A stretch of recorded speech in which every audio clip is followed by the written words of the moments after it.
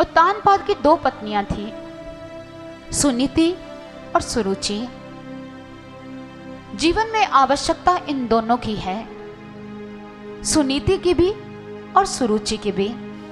लेकिन व्यक्ति अगर अपने जीवन में सुरुचि को ज्यादा महत्व दे और सुनीति का परित्याग कर दे तो उसके जीवन में संकट के बादल मंडरा सकते हैं। सुनीति क्या है, सुरुचि क्या है? सुरुचि का अर्थ होता है जो हमें बहुत अच्छा लगता है, हम कहते कि यह हमारी रुचि की वस्तु है। और सुनीति का अर्थ क्या है? सुनीति का अर्थ एक उदाहरण से समझते हैं।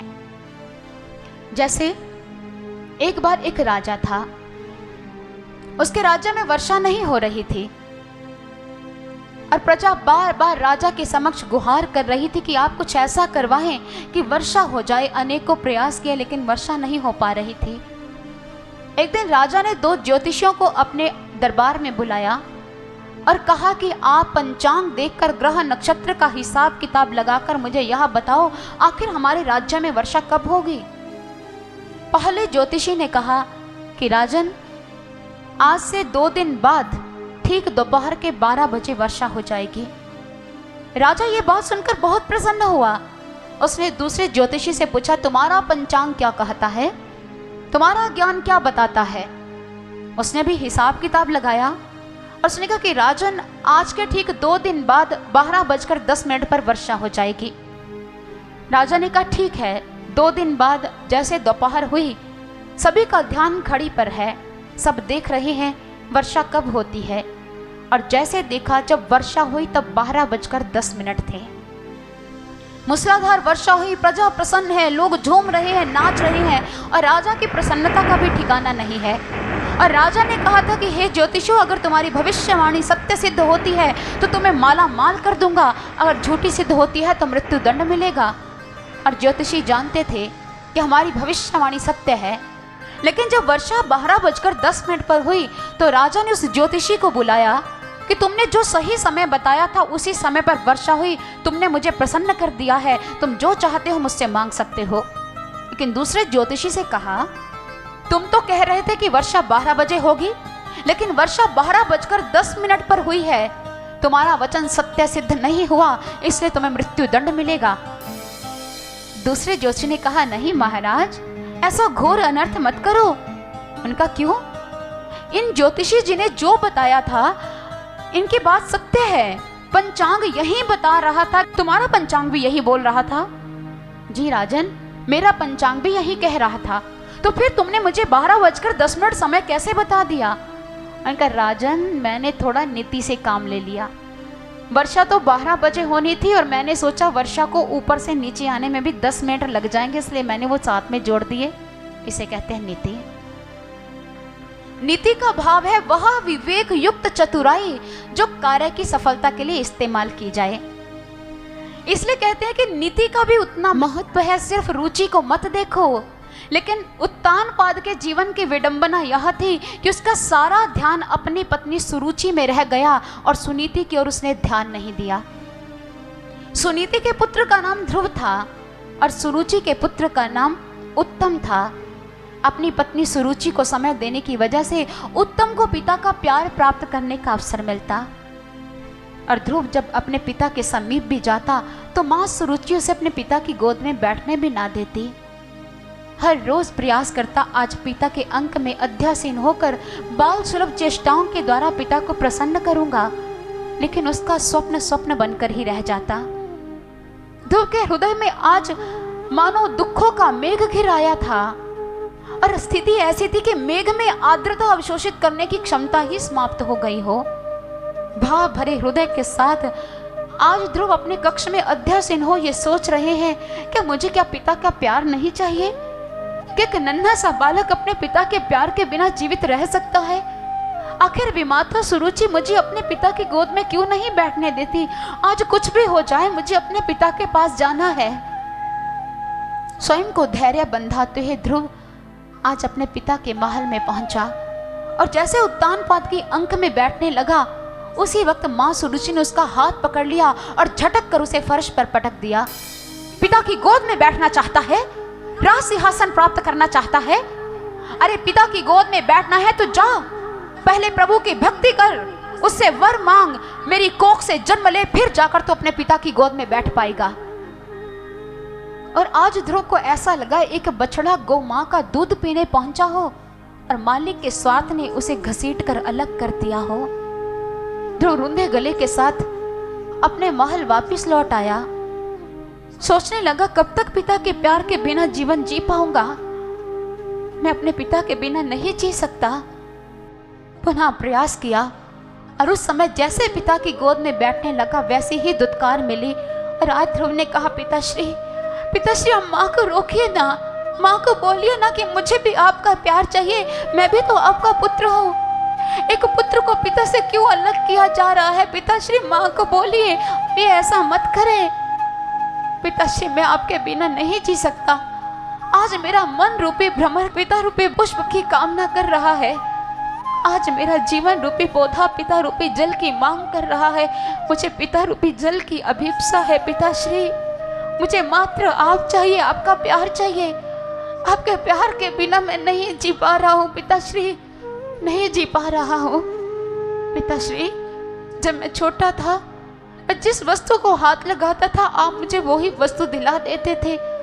आज मैं अपने नन्हे से हाथ की इस अंगुली को राजा उत्तानपाद पर लगा रहा हूँ। और हे राजन उत्तानपाद, इस राजा में से मेरा पिता निकाल कर मुझे दे दो। मुझे गद्दी नहीं चाहिए, मुझे राजा नहीं चाहिए, मुझे तो पिता चाहिए, पिता का प्यार चाहिए। ध्रुव बिलखता रह गया, लेकिन उत्तानपाद ने मुख से एक वाक्य भी ना निकाला। ध्रुव ने फिर कहा, पिताश्री इस मौन को तोड़िए, तोड़िए पिताश्री इस मौन को। माँ के कटु वचनों से मेरे धैर्य रूपी चादर का एक एक तार टूट टूट कर बिखर रहा है। और इस फटी चादर को मैंने बड़ी मुश्किल से संभाल रखा है, इस विश्वास के साथ कि मुझे मेरे पिता का प्यार मिलेगा। और आज आप फिर मौन रह गए पिताश्री, तो धैर्य की चादर मेरा सदा के लिए साथ छोड़ देगी और मैं जी नहीं पाऊंगा। जब जीवन रूपी मोम पिघलता है तो आशाओं का धागा भी साथ जलता है पिताश्री। आशाओं का धागा जल रहा है तो जीवन रूपी मोम क्या बच पाएगा? आपका ध्रुव खंडित हो जाएगा, फिर से कोई संभाल नहीं पाएगा। पिताश्री आपने मुझे बताया था हर एक इंसान अपना भाग्य हाथों की रेखाओं के रूप में लेकर आता है। क्या मैं ये समझूं कि मेरे हाथों से वो रेखा सदा के लिए मिट गई है, जो रेखा यह बताती है कि मुझे पिता का प्यार मिलेगा, पिता का साया मिलेगा? क्या अनाथता ने मेरे जीवन में घर कर लिया? पिताश्री कुछ तो बोलिए, कुछ तो बोलिए। जो मेरी आशाओं के महल को यूं ध्वस्त मत कीजिए पिताश्री। लेकिन पिताश्री कुछ नहीं बोले। अवरुद्ध कंठ के साथ आज ध्रुव घर अपने महल अपनी माँ के समीप लौट आए। माँ को पता चल गया कि नित्य प्रति की कहानी ने फिर से अपने आप को दोहराया है। माँ पुत्र को सांत्वना देती देती थकी नहीं, लेकिन आज पुत्र ने व्यथित हृदय के साथ माँ से पूछ लिया, माँ तुम तो कहा करती थी पुत्र का अपने पिता पर जन्म सिद्ध अधिकार होता है, फिर मुझे अबोध से, मुझे नादान से मेरा अधिकार क्यों छीना गया? सुनीति माँ ने कहा कि पुत्र का अपने पिता पर जन्म सिद्ध अधिकार होता है, बिल्कुल वैसे जैसे सूरज की धूप पर धरती का अधिकार होता है। लेकिन कभी कभी काले बादलों की छाया सूर्य की धूप और धरती के बीच में आ जाती है, जिसकी वजह से सूर्य की धूप पहुंच नहीं पाती। ये काले बादल ही तो है पुत्र, छट जाएंगे। पुत्र ने कहा, नहीं माँ, अब तुम्हारे विचारों से मुझे हौसला नहीं मिल रहा। माँ मेरा धैर्य का बांध टूट गया है। अपने पुत्र की ऐसी हालत देखकर सुनीति का कंठ भी अवरुद्ध हो गया और अवरुद्ध कंठ से अपने पुत्र को समझाती हुई क्या कहने लगी, आइए हम श्रवण करें। दीर्घम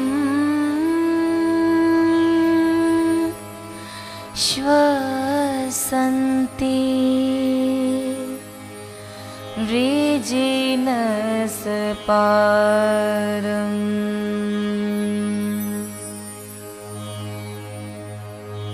दीर्घं श्वसन्ति वृजिनस्पारं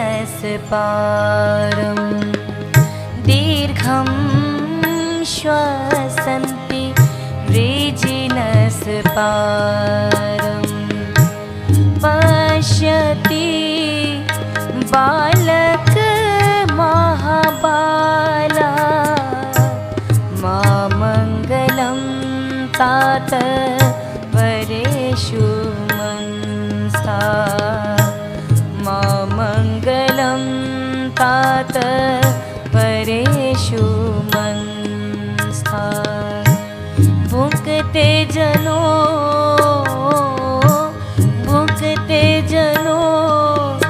यत् पर दुःखदस्तत् दीर्घं श्वसन्ति वृजिनस्पारं दीर्घं श्वसन्ति वृजिनस्पारं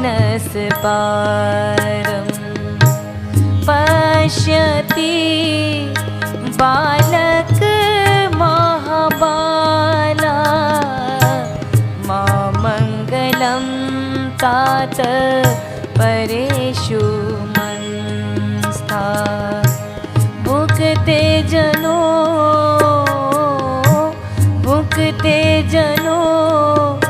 यत् पर दुःखदस्तत् दीर्घं श्वसन्ति वृजिनस्पारं दीर्घं श्वसन्ति वृजिनस्पारं दीर्घं श्वसन्ति दीर्घं श्वसन्ति दीर्घं श्वसन्ति वृजिनस्पारं।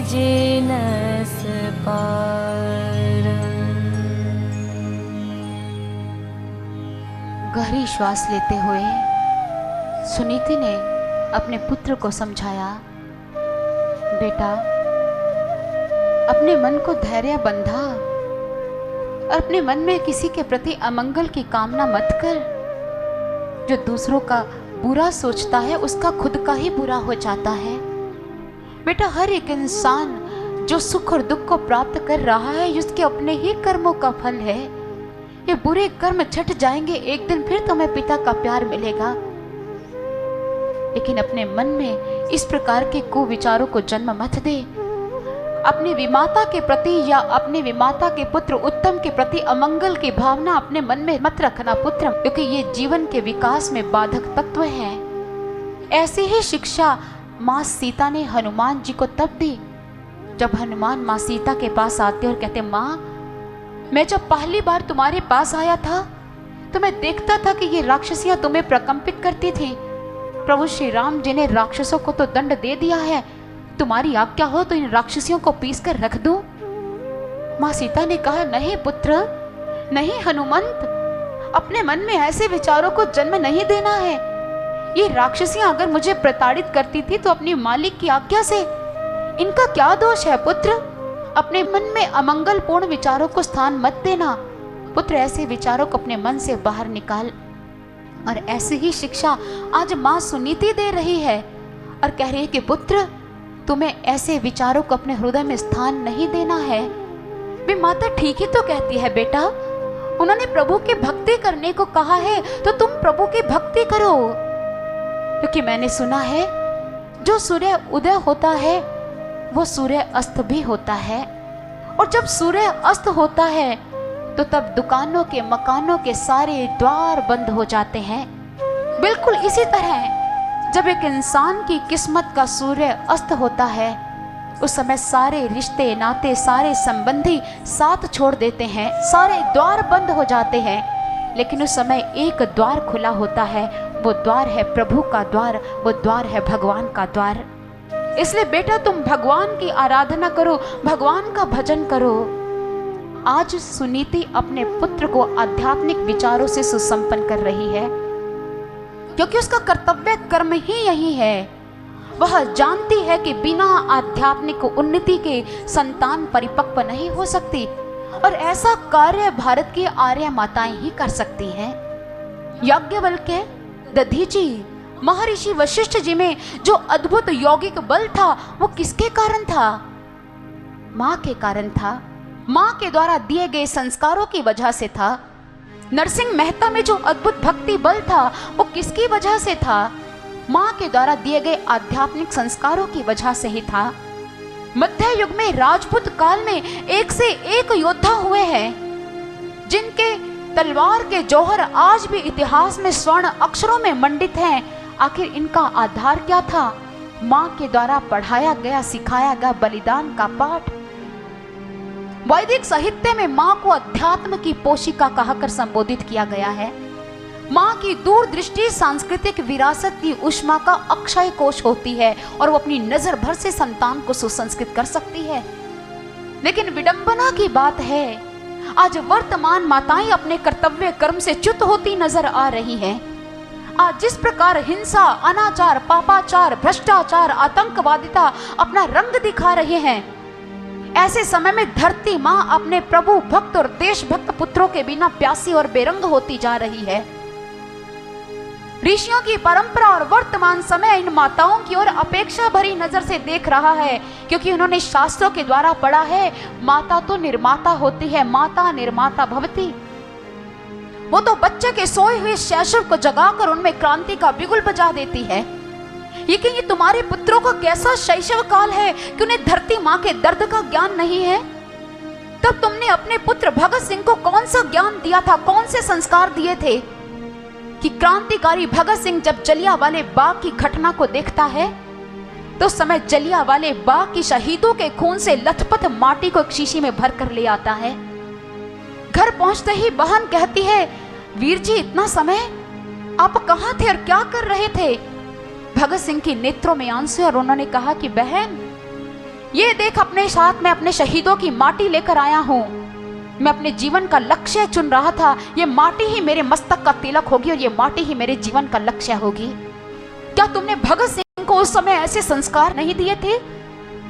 माँ में तो इतनी क्षमता होती है कि वो युवकों के दिलों में आदर्शों की ज्योति प्रज्वलित कर देती है। क्या स्पार्टा माँ के रूप में तुम धरती पर नहीं आई थी? तब तुमने ही अपने पुत्र को युद्ध भूमि पर जाते ही ये कहा था कि पुत्र, या तो विजय श्री का वर्ण करके आना या शहादत को पाना, लेकिन पराजित होकर वापस मत आना। तब तुमने ही अपने पुत्र को ऐसे संस्कारों से सुसज्जित किया था और तेरे जैसी माँ के समक्ष ही आचार्य चाणक्य ने अपनी झोली फैला ली थी कि माँ मेरी वेदना को समझ, सारा राष्ट्र संकट से गुजर रहा है। तुम्हें मात्र अपनी चिंता है, मुझे सारे राष्ट्र की चिंता है। मेरे स्वार्थ के समक्ष तुम्हारा स्वार्थ गौण है। माँ, मुझे अपना पुत्र दे दे, क्योंकि मुझे तुम्हारे पुत्र में एक संभावना दिख रही है जिसे मैं संभव करना चाहता हूँ। मुझे एक स्वप्न दिखाई दे रहा है जिसे मैं साकार करना चाहता हूँ। माँ, अपनी संतति मुझे दे दे, क्योंकि देश को तुम्हारे बेटे की जरूरत है। उस समय तुमने हंसते खेलते देशभक्ति के विचारों से अपने बच्चे को पोषित कर आचार्य चाणक्य के हाथों में अपनी संतति सौंप दी थी। कहाँ गया तुम्हारा वह भाव? वो तुम्हें तो थी जो आदिकाल से अब तक मनुष्य को पशुता से मुक्त कर सुसंस्कारों की निधि सौंपती आई हो। तुम्हारे त्याग से, तुम्हारे बलिदान से इतिहास का पन्ना पन्ना गौरवान्वित है।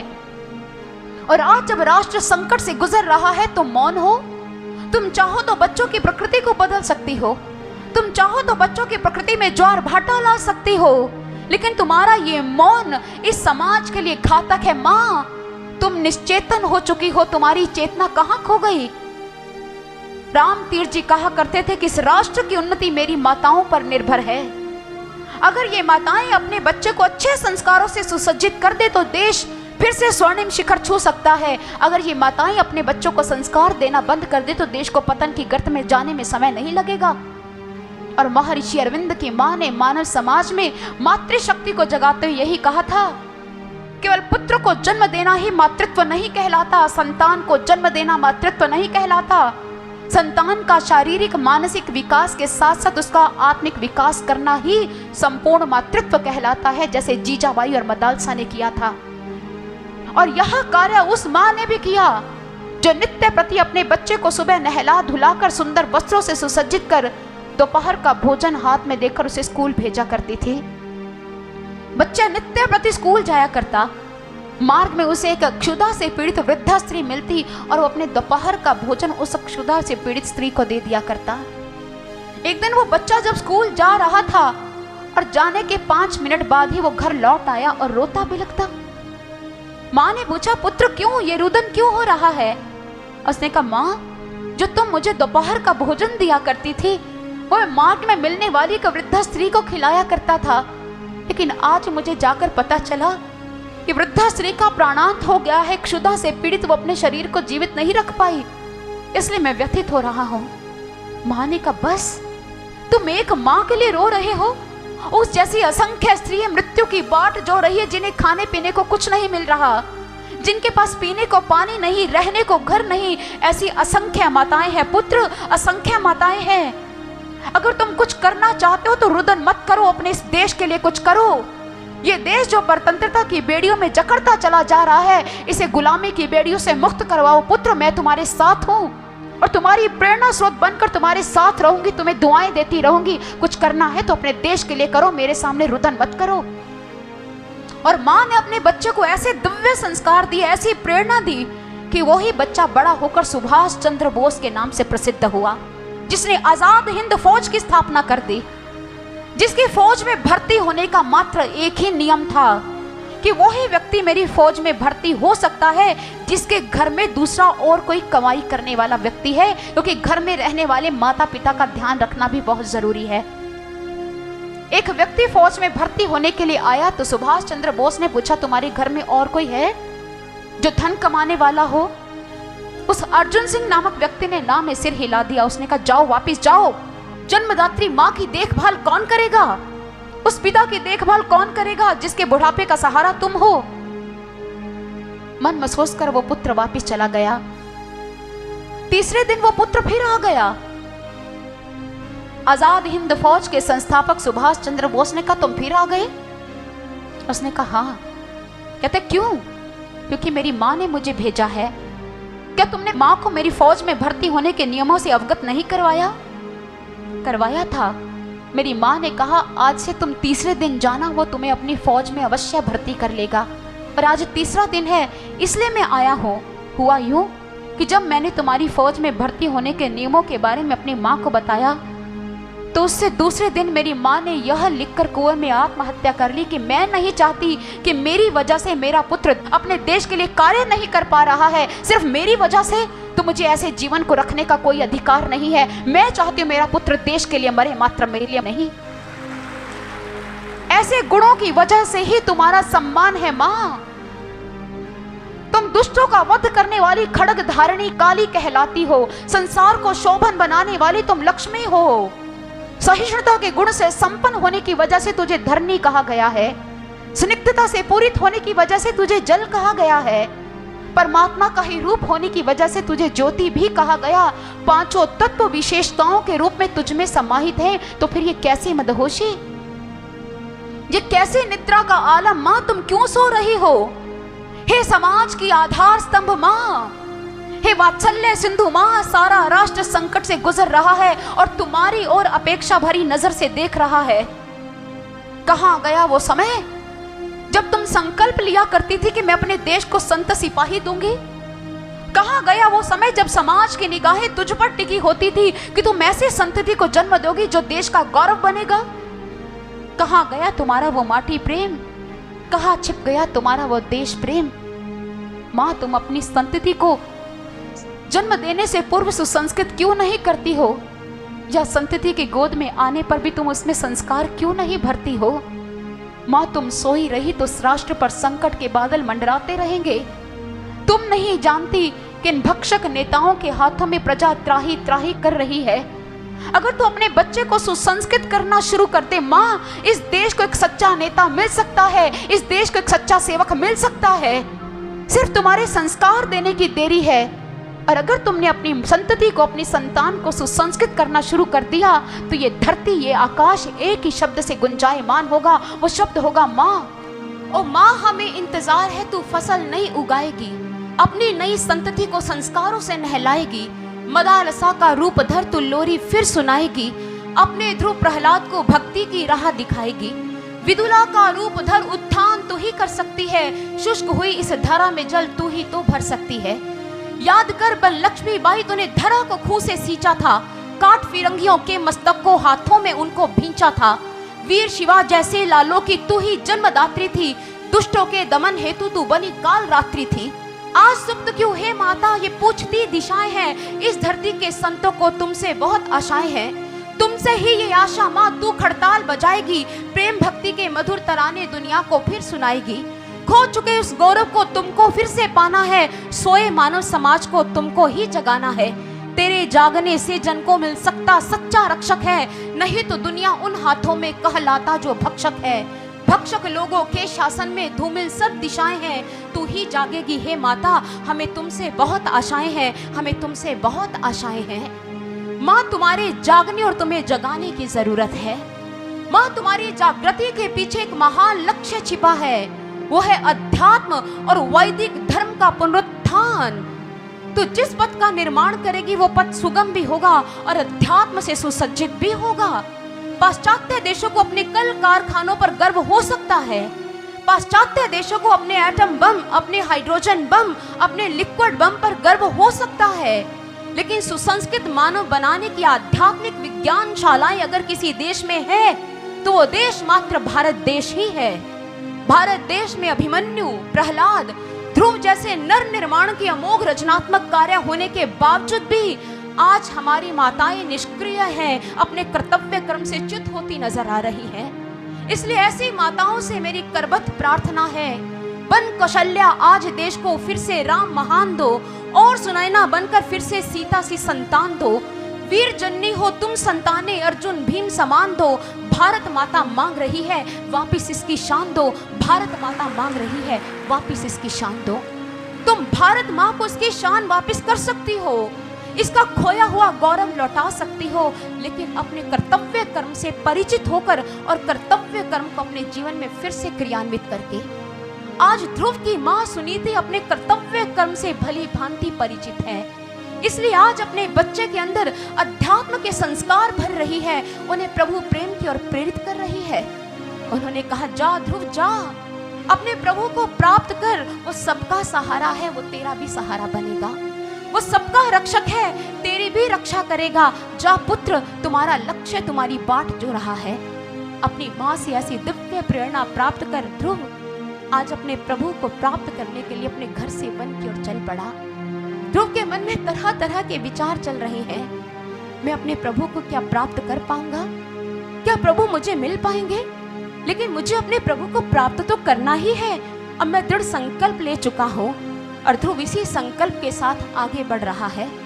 ध्रुव की माँ ने उसे इतने उत्तम संस्कार दिए, वो ध्रुव जो अपने लौकिक पिता की अंक में बैठने की अभिप्सा किया करता था, आज माँ के दिव्य संस्कारों का प्रभाव देखिए, वो अलौकिक पिता की गोद में बैठने की अभिप्सा लेकर आगे बढ़ रहा है।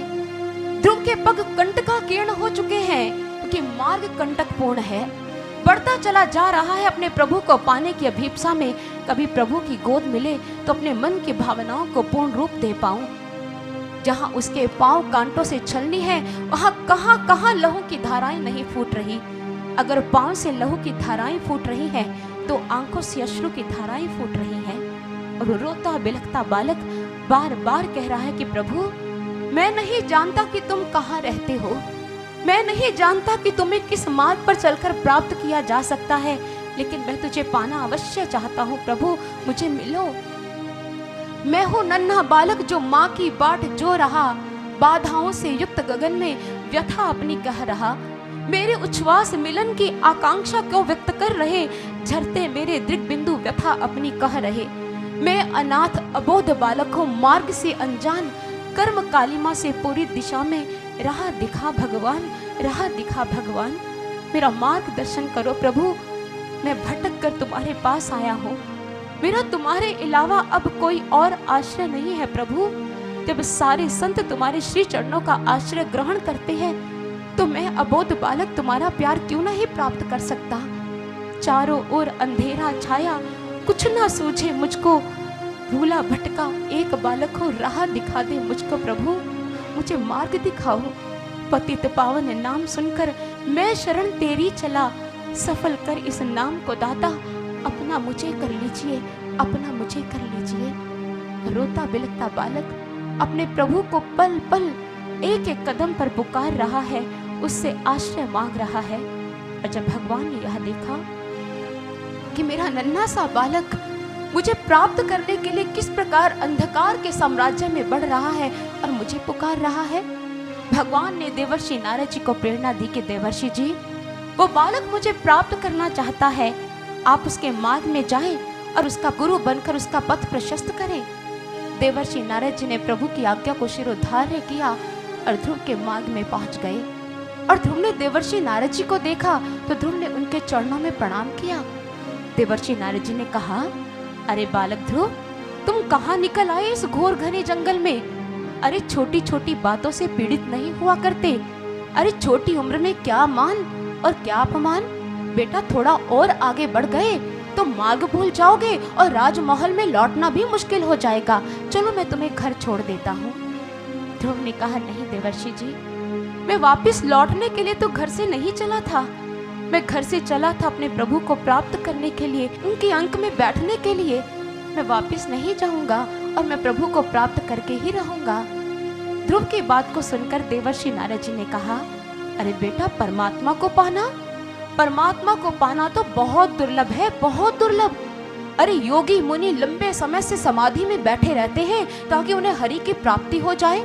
हजार हजार साल से समाधि में बैठे हुए उन योगियों को जब हरि की प्राप्ति नहीं हुई तो तुम्हें कैसे हो सकती है? और वैसे भी इस वन में बड़े हिंसक जंगली जानवर निवास करते हैं, वो तुम्हें यूं ही खा जाएंगे। ध्रुव ने कहा, हे देवर्षि जी, मैं अपने प्रभु को प्राप्त करके ही रहूंगा। आप जहां तक वन के जंगली जीवों की, जंगली जानवरों की बात कर रहे हैं, यह अलौकिक सृष्टि परमात्मा ने ही बनाई है और ये सारे जीव जंतु परमात्मा के द्वारा निर्मित है।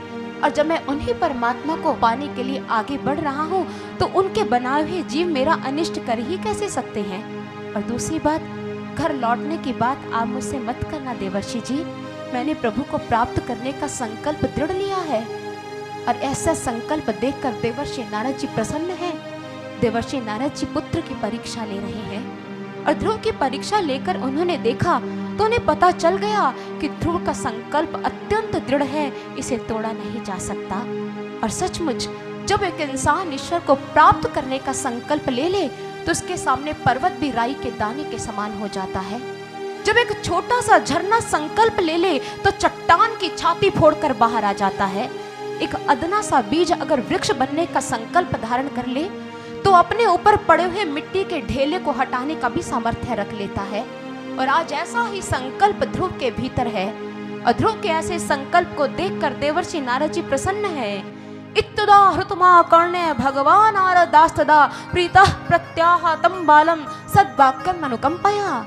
अर्थात ऐसा दृढ़ संकल्प देखकर देवर्षि नारद जी ने आज ध्रुव को सदुपदेश दिया, ब्रह्म ज्ञान दिया। और ब्रह्म ज्ञान प्रदान कर देवर्षि नारद जी प्रसन्न है। ब्रह्म ज्ञान का भाव क्या है? ब्रह्म अर्थात परमात्मा, ज्ञान अर्थात उसकी जानकारी, अनुभवात्मक जानकारी, परमात्मा का साक्षात्कार कर लेना ही ब्रह्म ज्ञान को प्राप्त कर लेना है। और जब देवर्षि नारद जी ने ध्रुव को ज्ञान दिया और साथ ही साथ यह कहा, प्राणायामेन त्रिवृता प्राणेन्द्रियो मनोमलम शनैरव्यूदस्याभिध्यायन् मनसा गुरुणा गुरुम। हे ध्रुव, अपने मन बुद्धि के दोषों को दूर कर परमात्मा में अपना मन एकाग्र करो और श्री हरि का ध्यान करो। यहाँ पर देवर्षि नारद जी ने ध्रुव को ज्ञान का जो तरीका बताया वो हम आपको नहीं बता सकते। आप कहेंगे क्यों? कारण बहुत बड़ा है, क्योंकि भगवान श्री कृष्ण कहते हैं कि ये ब्रह्म ज्ञान राज विद्या है, गोपनीय विद्या है। और तत्ववेता संत इस गोपनीय ज्ञान को उसी के समक्ष प्रकट करते हैं जो परमात्मा को प्राप्त करने की प्रबल अभिप्सा रखता है और संतों के दरबार में जाकर यह कहता है कि मैं ईश्वर को प्राप्त करना चाहता हूँ, मुझे ज्ञान दीजिए। उन्हीं के समक्ष इस रहस्य का उद्घाटन किया जाता है। और आज ध्रुव ने अपने घट के भीतर ईश्वर के अलौकिक स्वरूप का साक्षात्कार कर लिया।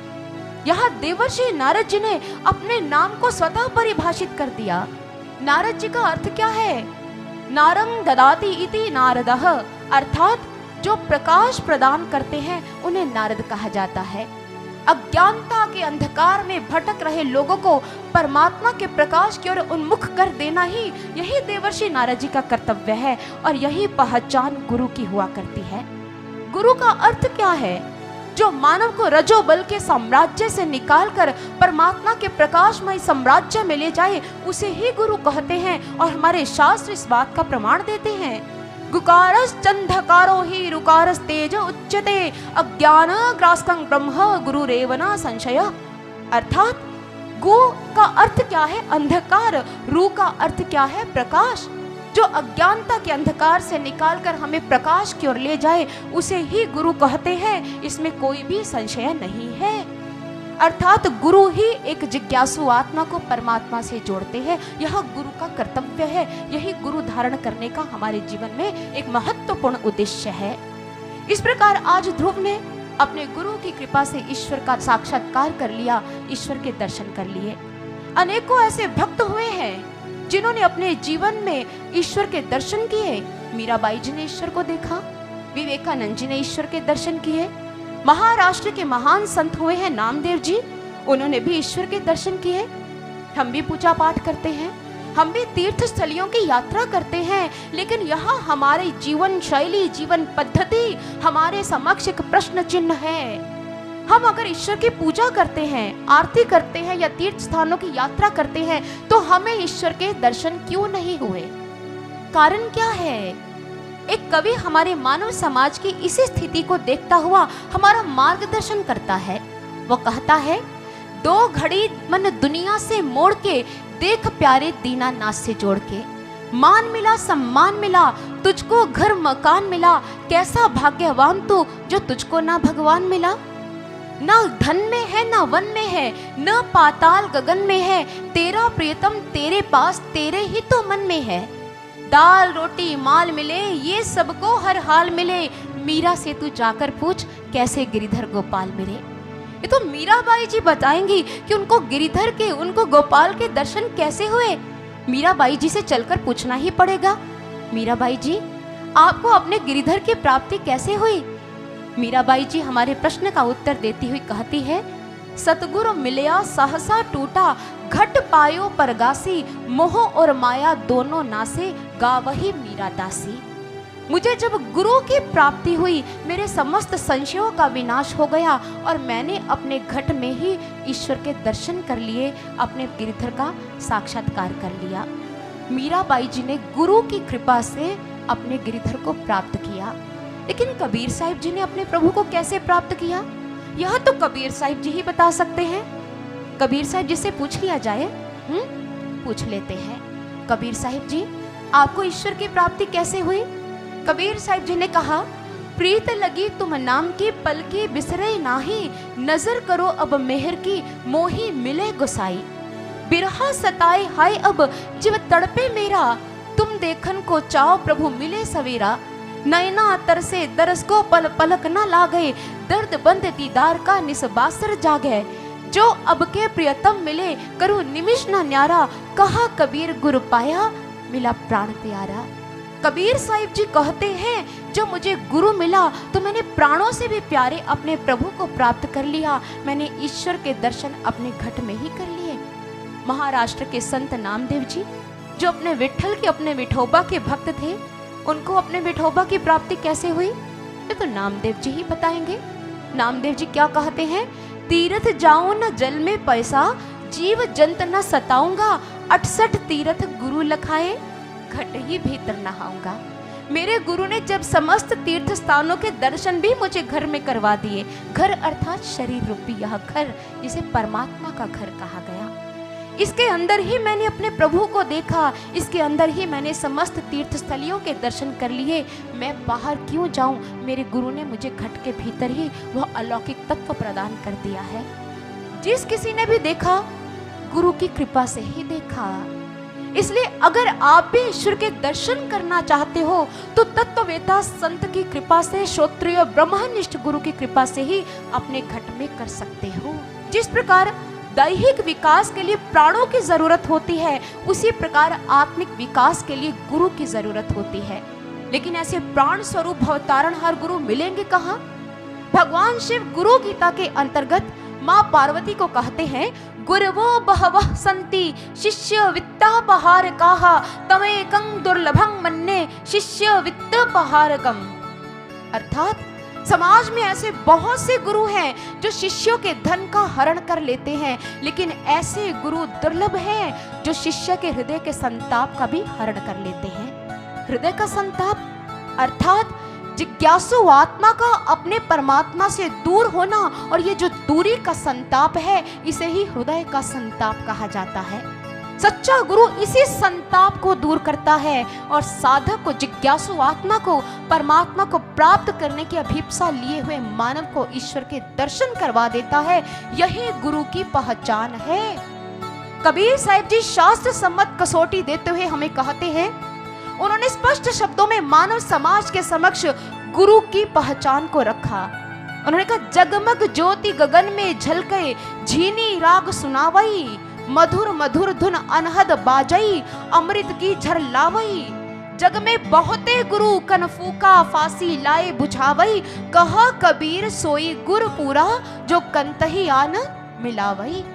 कबीर साहिब जी कहते हैं कि तुम्हारे अंदर ईश्वर की ज्योति जगमगा रही है, श्वासों के अंदर नाम की भीनी भीनी रागिनी चल रही है, अंदर परमात्मा का दिव्य अमृत निर्झर झर रहा है और बिना बजाए प्रभु का दिव्य संगीत ध्वनित हो रहा है। कबीर साहब जी अपने इस वक्तव्य में एक पते की बात अंतिम पंक्ति में लिखते हैं, कहा कबीर सोई गुर पूरा जो कंतही आन मिलावई। वो ही गुरु पूरा है जो आत्मा को परमात्मा से मिला दे, एक जिज्ञासु आत्मा को ईश्वर के दर्शन करवा दे। यह गुरु की पहचान है। सज्जनों, गुरु की पहचान पहरावा नहीं होती है। गुरु की पहचान उसका ज्ञान होता है।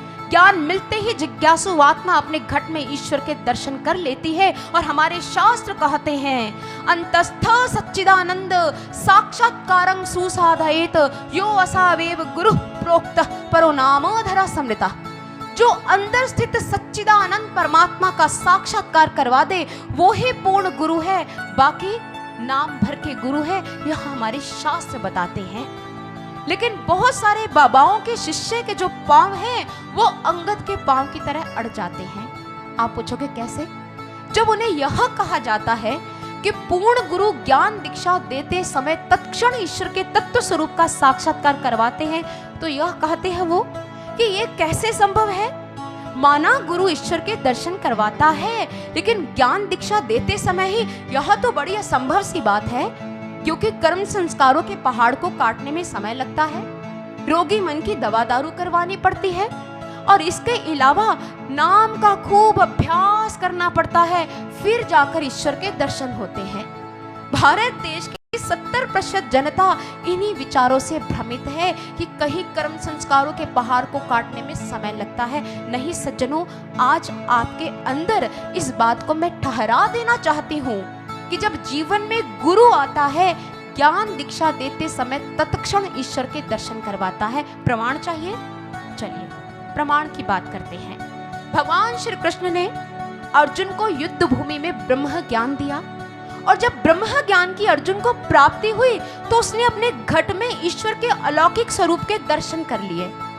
और जब अर्जुन अपने भीतर अलौकिक दिव्य स्वरूप देख रहा है, प्रचंड प्रकाश देख रहा है, तो उधर संजय धृतराष्ट्र को यह सब बता रहे हैं, और उन्होंने कहा, दिवि सूर्य सहस्रस्य भवेद्युग पदुत्थिता यदि भः सदृशी सास्यात् भासस्तस्य महात्मनः। अर्जुन अपने अंदर इतना प्रचंड प्रकाश देख रहा है कि करोड़ों सूर्यों का प्रकाश उसके समक्ष कम पड़ रहा है। अर्थात युद्ध भूमि में जब उसे ज्ञान मिला, अर्जुन ने उसी वक्त अपने घट के भीतर अलौकिक अनुभव प्राप्त किए। भगवान श्री कृष्ण ने अर्जुन को यह नहीं कहा कि अर्जुन ज्ञान दीक्षा इस समय दे रहा हूँ, युद्ध के उपरांत तुम कुटिया में जाकर परमात्मा का ध्यान करना, अपने कर्म संस्कारों के पहाड़ को काटना, फिर जाकर तुम्हें ईश्वर के दर्शन हो जाएंगे। भगवान श्री कृष्ण ने ऐसा कोई अनर्गल वक्तव्य नहीं दिया। तत्क्षण उसी समय युद्ध भूमि में जब ज्ञान दिया, दर्शन करवा दिए। अब अर्जुन के अंदर एक सवाल पैदा हुआ। अर्जुन ने कहा, प्रभु बहुत सहज था, आप मेरे मित्र थे, मेरे संबंधी थे। समय आने पर आप मेरे गुरु भी बन गए और आपने मुझे ईश्वर के दर्शन करवा दिए। लेकिन आने वाले समय में जब लोगों के अंदर ईश्वर को पाने की प्रबल अभिप्सा जन्म लेगी तो वो गुरु की खोज कैसे करेंगे? उन्हें कैसे पता चलेगा कि कौन सा संत हमें ईश्वर के दर्शन करवा सकता है? तो अर्जुन के प्रश्न के उत्तर में मानव समाज का मार्गदर्शन करते हुए भगवान श्री कृष्ण कहते हैं, तद्विद्धि प्रणिपातेन परिप्रश्नेन सेवया उपदेक्षन्ति ते ज्ञानम ज्ञानिनस्तत्त्वदर्शिनः। वो लोग संतों के पास जाएं, प्रणाम करते हुए श्रद्धा भाव से, सेवा भाव से, उसके पश्चात एक प्रश्न पूछ लें। प्रश्न क्या पूछना है कि क्या आप मेरे घट में ज्ञान दीक्षा देते समय ईश्वर के तत्व स्वरूप के दर्शन करवा सकते हैं? अगर वो संत कहते हैं हाँ, हम इसी वक्त आपको ईश्वर के दर्शन करवा देंगे और करवा भी दे, तो मान लेना वो सच्चा संत है। अगर दर्शन न करवा पाए, कान में मंत्र फूंक दे, तो क्या समझ लेना वो पूर्ण संत की पहचान नहीं है। इसलिए गुरु धारण करने से पूर्व शास्त्र सम्मत कसौटी लेकर चलना और उनसे प्रश्न पूछना, प्रष्टा बनना सीखो। प्रश्न करो, ये आत्मा के कल्याण का एक बहुत बड़ा प्रश्न है। आत्मा के संदर्भ में आपको प्रष्टा बनना पड़ेगा।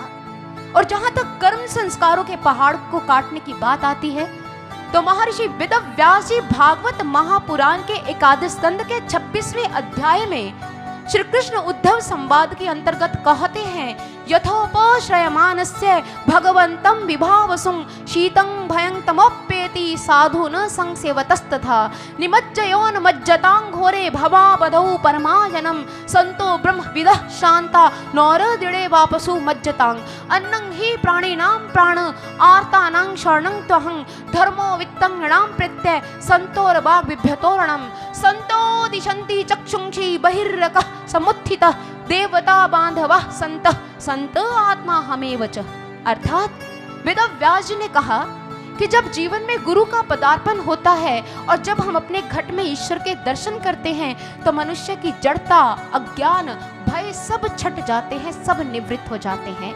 बिल्कुल वैसे जैसे अग्नि का संसर्ग करने से शीत, भय और अंधकार हमें प्रताड़ित नहीं करते, जिस प्रकार सूर्य आकाश में उदित होकर लाखों लोगों को देखने के लिए दृष्टि प्रदान करता है, उसी प्रकार जब जीवन में तत्ववेता संत का पदार्पण होता है तो वो ज्ञान दीक्षा देते समय मनुष्य को वह नेत्र देते हैं जिससे उसकी अज्ञानता छट जाती है, वो ईश्वर को अपने घट में ही प्राप्त कर लेता है। और आज ध्रुव ने अगर ईश्वर के दर्शन किए तो ऐसे गुरु की कृपा से ही किए। विवेकानंद जी ने ईश्वर के दर्शन किए थे तो श्री रामकृष्ण परमहंस जी की कृपा से किए। महाराष्ट्र के संत नामदेव जी ने ईश्वर के दर्शन किए तो उन्होंने विशोबा खेचर जी की कृपा से ही किए। जिसने भी ईश्वर को देखा गुरु की कृपा से ही देखा, क्योंकि गुरु ईश्वर के द्वार पर दस्तक देने की प्रक्रिया है। और जो अपने जीवन में ऐसे तत्ववेता संत को, श्रोत्रिय ब्रह्मनिष्ठ गुरु को प्राप्त कर लेता है तो वो समस्त मानव समाज का मार्गदर्शन करता हुआ क्या कहता है, आइए एक भजन के द्वारा हम श्रवण करते हैं।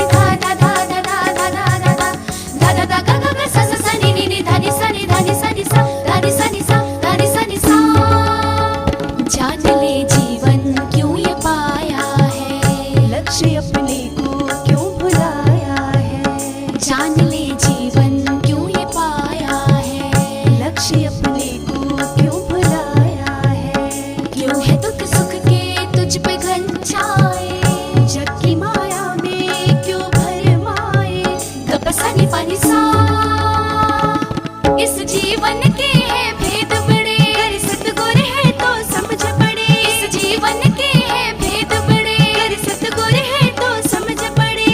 आ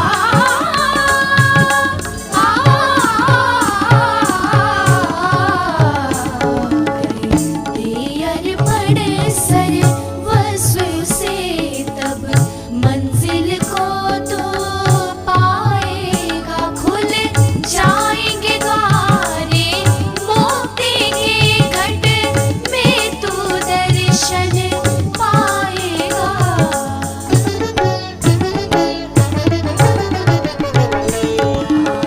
सतगुर की तू शरण में आए, जन्म सफल हो जाएगा। सतगुर की तू शरण में आए, जन्म सफल हो जाएगा। ससनी ससनी नी गगरे रे, ससनी ससनी नी गगरे रे।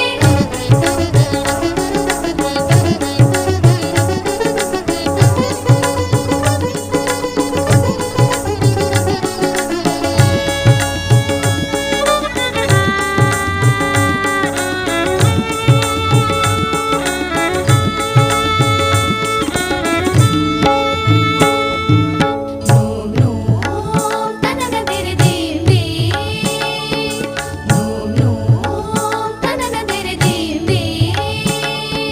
तुम तनाद्र ताना तेरे तना तेरे, तुम तनाद्र ताना तेरे तना तेरे, तुम तनाद्र ताना तेरे तना तेरे ना, तना तेरे ना, तना तेरे ना।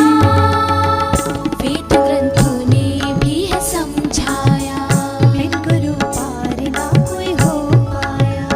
वेद ग्रंथों ने भी है समझाया, बिन गुरु पार ना कोई हो पाया।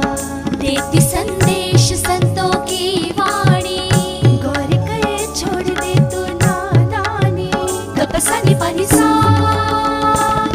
इन सांसों का वो मालिक है, जीवन का वो प्रतिपालक है। इन सांसों का वो मालिक है, जीवन का वो प्रतिपालक है।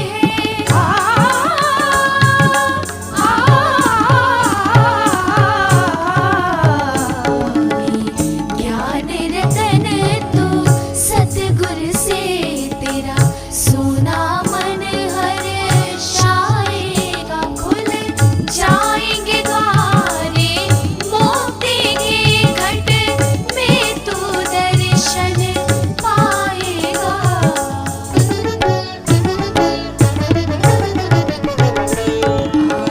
सतगुर की तू शरण में आए, जन्म सफल हो जाएगा। सतगुर की तू शरण में आए, जन्म सफल हो जाएगा। खुल जाएंगे द्वारे मोती के घट में तू दर्शन पाएगा।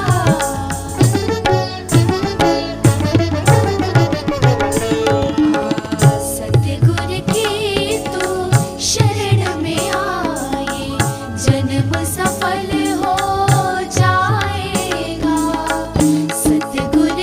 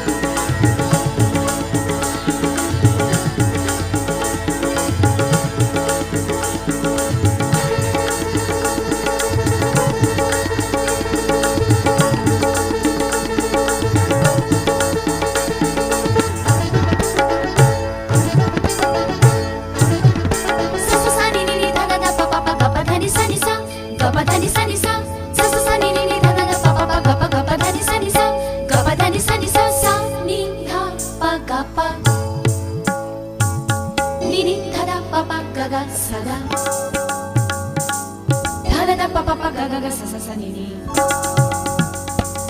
सा सा सा सा सा नी दा पा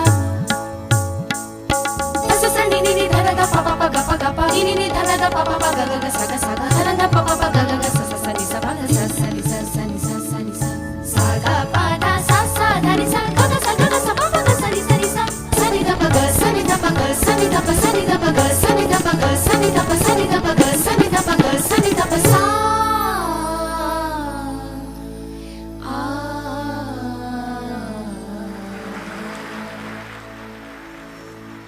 जीवन को सफल बनाना है तो सद्गुरु की शरण में आना ही पड़ेगा। शंकराचार्य जी कहते हैं, श्रोत्रियो वृजिनो काम हतो यो ब्रह्म वित्तमः ब्रह्मण्यो परतः शांतो निरिंधन इवानलः अहैतुक दया सिंधु बंधुरान मतां सतां तमाराध्य गुरुं भक्त्या प्रहव प्रश्रय सेवनैः प्रच्छन्नं तमनु प्राप्य पृच्छे ज्ञातव्यमात्मनः। अर्थात जो ब्रह्म में निष्ठ हो, जो निष्पाप हो, जो ईंधन रहित अग्नि की मानिंद हो और जो तुम्हारे घट में ईश्वर का साक्षात्कार कराने का सामर्थ्य रखता है, ऐसे गुरुदेव के श्री चरणों में पहुंचकर अपने जीवन को सफल करने का वो साधन प्राप्त कर लो, तुम्हारा जीवन सफल हो जाएगा। जीवन को सफल करने की जो कसौटी युक्ति जो हमारे शास्त्र बताते हैं, जब तक शास्त्र सम्मत कसौटी लेकर उस ज्ञान को प्राप्त नहीं करोगे तो बताओ हमारे जीवन का कल्याण कैसे होगा। ध्रुव के जीवन का कल्याण हुआ क्योंकि आज देवर्षि नारद जी की कृपा से उसने अपने परम लक्ष्य को देख लिया, परमात्मा का साक्षात्कार कर लिया। और गुरुदेव ने कहा कि ध्रुव, अब तुम शीघ्र अति शीघ्र परमात्मा का ध्यान करो, मैं तुम्हारे घट में ईश्वर के दर्शन करवा चुका हूँ और अपने ईश्वर का ध्यान धरते हुए ही तुम्हें अपने जीवन को व्यतीत करना है। देवर्षि नारद जी से ज्ञान प्राप्त कर ध्रुव स्नान इत्यादि कर्म से निवृत्त हुए और तदुपरांत परमात्मा का ध्यान करने के लिए मधुवन में चले गए। देवर्षि नारद जी ने उन्हें कहा, जप्यश्च परमो गुह्य श्रोता में नृपात्मज। उसने इसी उक्ति को अपने जीवन में धारण किया कि मैंने परमात्मा का ध्यान करना है।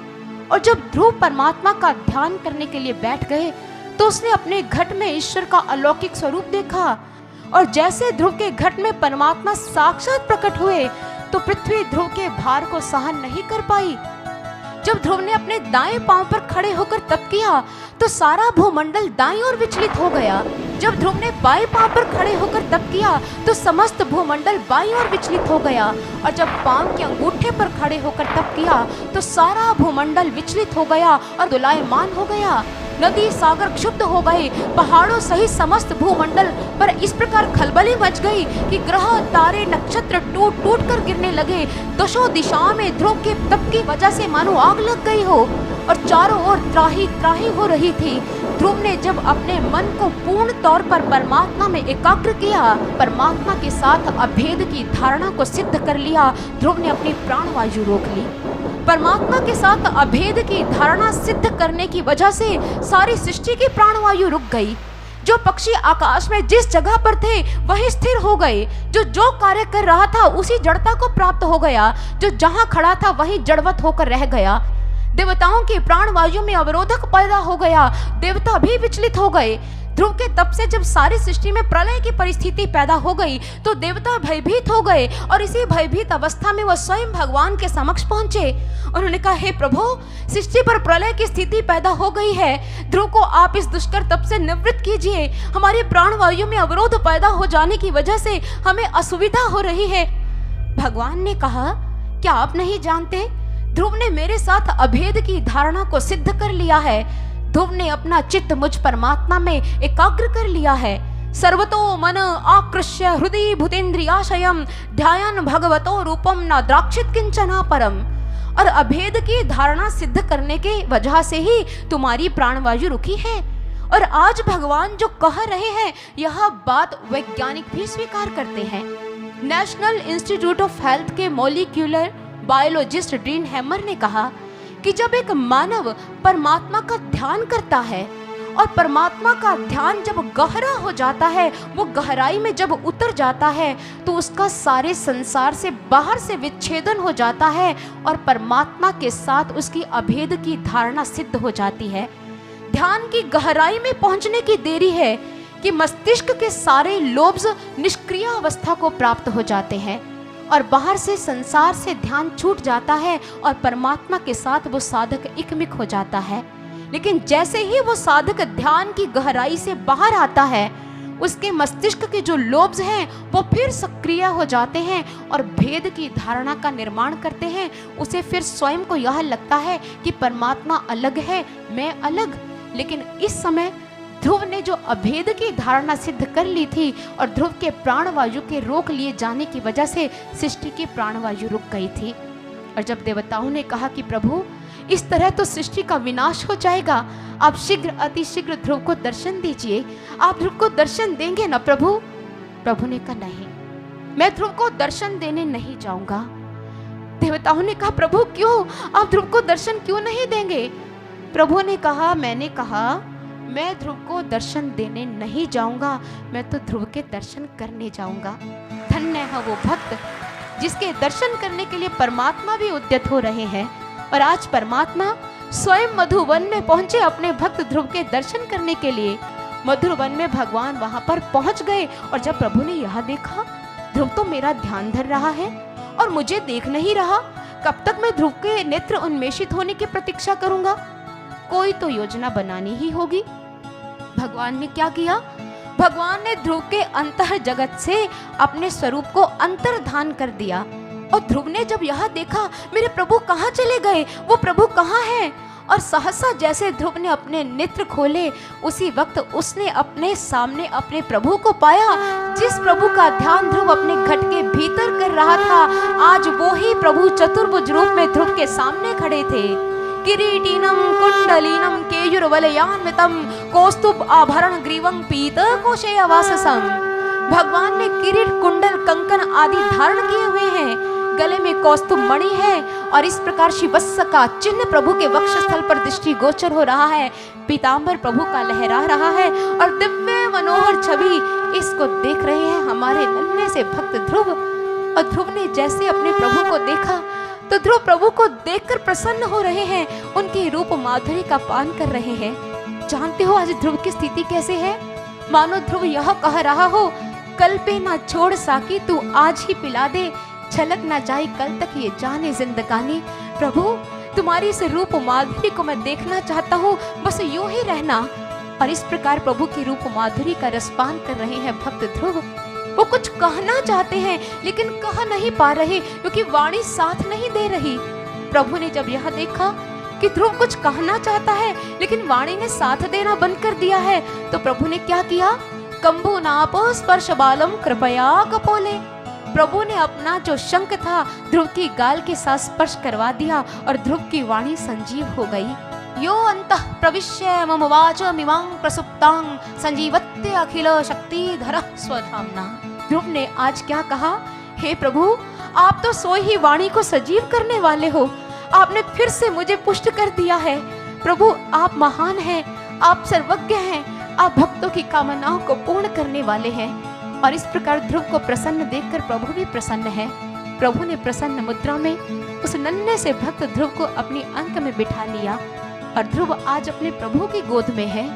जो कभी सांसारिक पिता की गोद में बैठने के लिए उद्यत हुआ करता था, आज वो परम पिता के अंक में अध्यासीन है और अपने सौभाग्य की सराहना कर रहा है। जो सांसारिक पिता के कपोल चूमने के लिए उद्यत हुआ करता था, आज परम पिता स्वयं अपने भक्त ध्रुव के कपोल को चूम रहे हैं। और परम पिता परमात्मा ने कहा भक्त ध्रुव मैं बहुत प्रसन्न हूँ, तुम मुझसे मांगो पुत्र, कुछ मांगो, जो चाहते हो आज मुझसे मांग सकते हो। ध्रुव ने कहा प्रभु क्या सही है, क्या गलत है, क्या उचित है, क्या अनुचित है, मैं नहीं जानता। जो कुछ देना चाहते हो आप मुझे प्रदान कर दीजिए। ध्रुव की ऐसी बात सुनकर भगवान ने कहा पुत्र तुम फिर भी जो कुछ मांगना चाहते हो मुझसे मांग लो।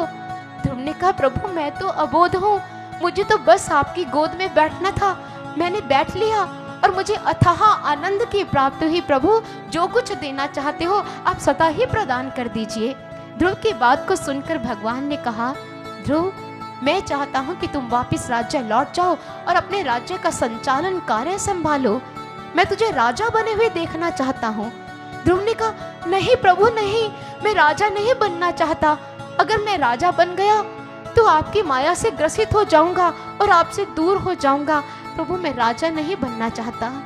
भगवान ने कहा तुम राजा नहीं बनना चाहते, लेकिन मैं तुम्हें राजा के रूप में देखना चाहता हूँ।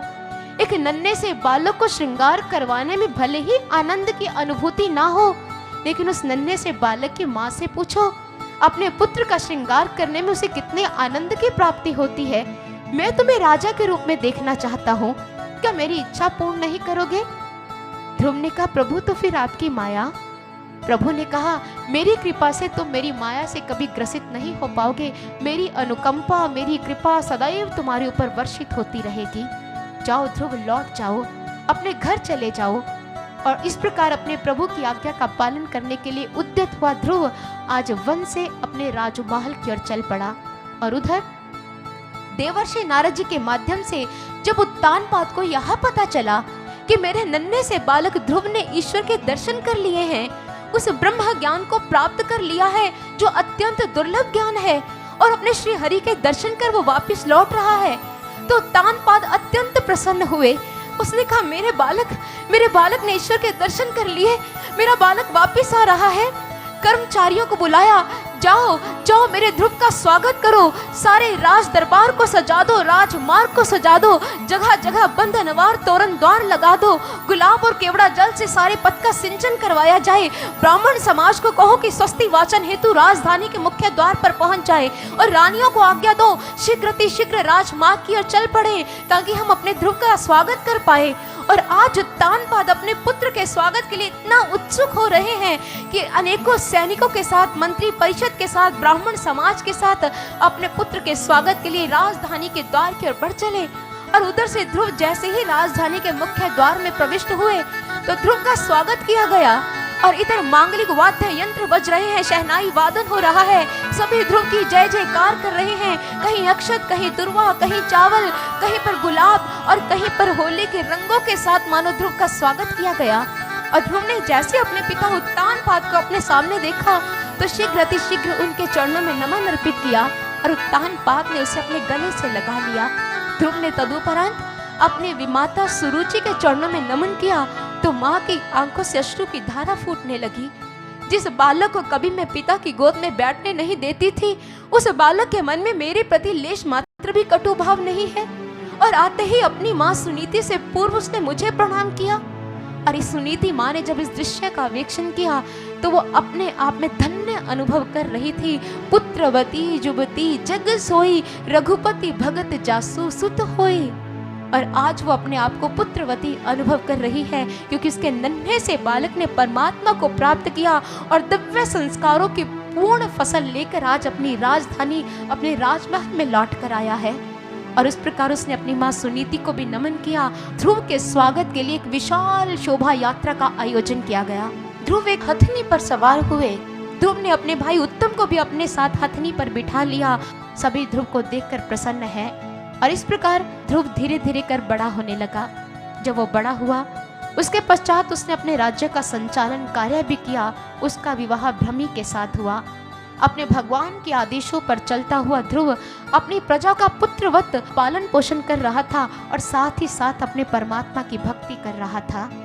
ध्रुव का जब अंतकाल समीप आया तो मृत्यु ध्रुव के ऊपर प्रहार नहीं कर पाई, क्योंकि काल भगवान के भक्तों पर प्रहार नहीं करता, अपितु उन्हें नमन अर्पित करता है। और जैसे मृत्यु ध्रुव के समीप आई तो मृत्यु ने ध्रुव के समक्ष अपने मस्तक को निभा लिया और ध्रुव ने मृत्यु के ऊपर पांव रखा, अर्थात मृत्यु पर सवार होकर वो देवदूतों के साथ भगवान के धाम की ओर चल पड़े। मृत्यु और मूर्धनिं पदं दत्वा आरूरो हाद्भुतं गृहं। और आज जैसे ही ध्रुव उस विशाल विमान अर्थात विशिष्ट मान के साथ जब जा रहा था तो उसके मन में एक सवाल ने जन्म लिया, मेरी माँ जिसने मुझे आध्यात्मिक संस्कार दिए, प्रभु भक्ति के लिए प्रेरित किया, अच्छे संस्कार दिए, क्या वो धरती पर अकेली रह जाएगी? देवदूतों ने जब ध्रुव के मन की बात को जान लिया, इस बात से अवगत होते ही उन्होंने ध्रुव को दूसरा विमान दिखाया जिस पर उनकी माता सुनीति भी अध्यासीन थी।